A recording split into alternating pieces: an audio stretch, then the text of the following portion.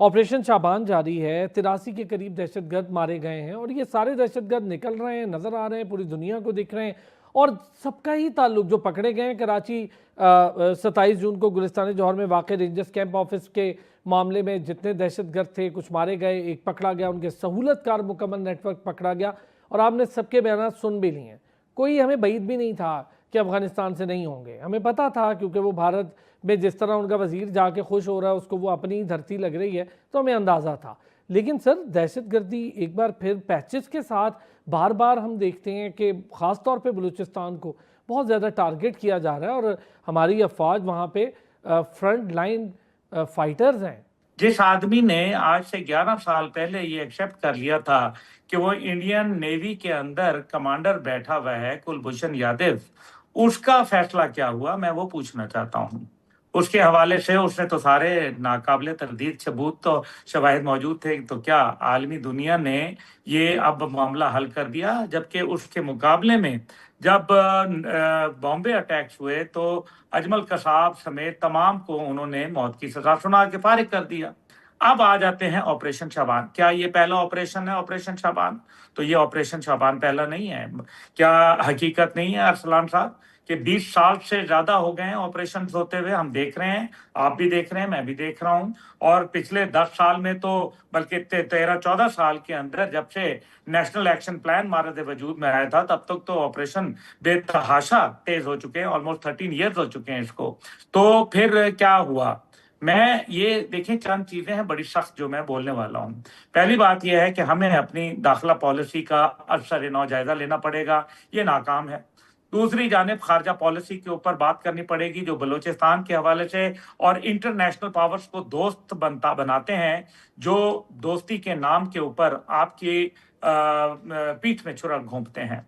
एक तरफ $40 million हफ्तावार America दे रहा है तालिबान हुकूमत को, तो दूसरी तरफ $7.25 बिलियन का असला वहां छोड़ गया है। और ऑपरेशन शाबान में असॉल्ट राइफल्स तमाम की तमाम जो है वो अमेरिकन A4 पकड़ी गई हैं और उनकी बड़ी तादाद पकड़ी गई हैं। तो क्या ये अब एक बात बनती नहीं है? मकसद ये है कि कश्मीर के अंदर गिलगित अपना जो बलूचिस्तान में खैबर पख्तूनख्वा में दहशतगर्दी जारी है। कब तक हम ये बोलते रहेंगे फितनातुल हिंदुस्तान, फितनातुल खवारिज? फितनातुल शैतान मौजूद हैं जो अंदर बैठे हुए हैं, उनको पकड़ना पड़ेगा।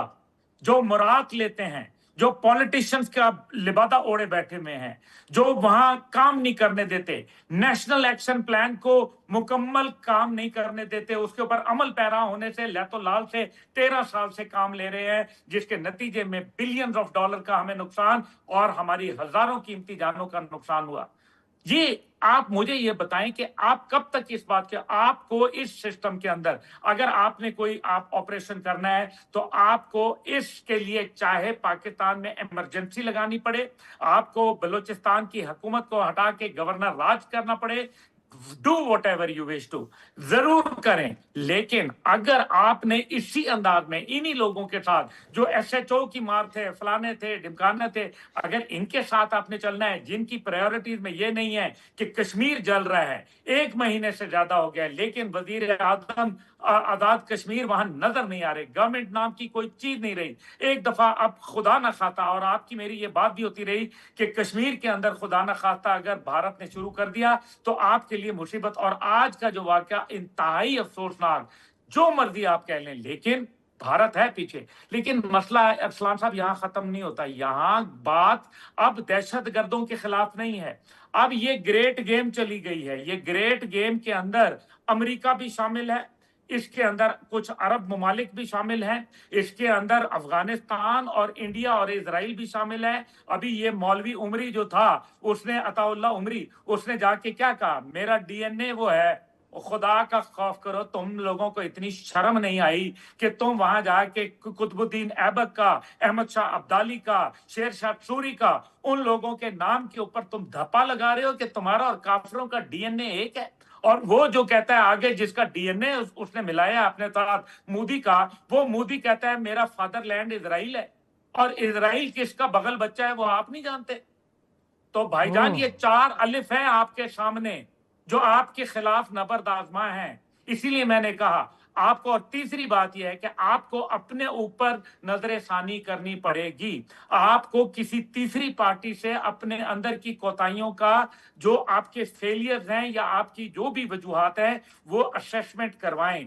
تب اگر ہم نے یہ میننگ فل کام کرنا ہے پھر تو اور بات ہے. ٹھیک ملک کے سیاستدان ایک پیج کے اوپر نہیں ہے. ملک کے اندر جو ہے ابھی انور رضا صاحب نے بولا کہ جی ہمیں فائدہ اٹھانا چاہیے تھا. انور رضا صاحب سے میں سوال پوچھتا ہوں, میرے بڑے محترم ہیں, بہت میں ان سے عقیدت کرتا ہوں, لیکن مجھے یہ بتائیں کہ وہ انور رضا صاحب نے یا عبداللہ گل نے یا ارسلان صاحب نے یا بریگیڈیئر صاحب نے فائدہ لینا تھا؟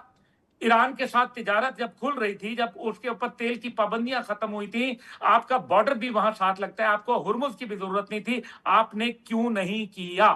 یہ بات ہے سوال. ٹھیک ہو گیا, آپ ٹھیک کو ہو گیا کس عبداللہ نے گل منع صاحب. کیا ہے کہ جا کے آپ اس کے اوپر آواز نہ اٹھائیں؟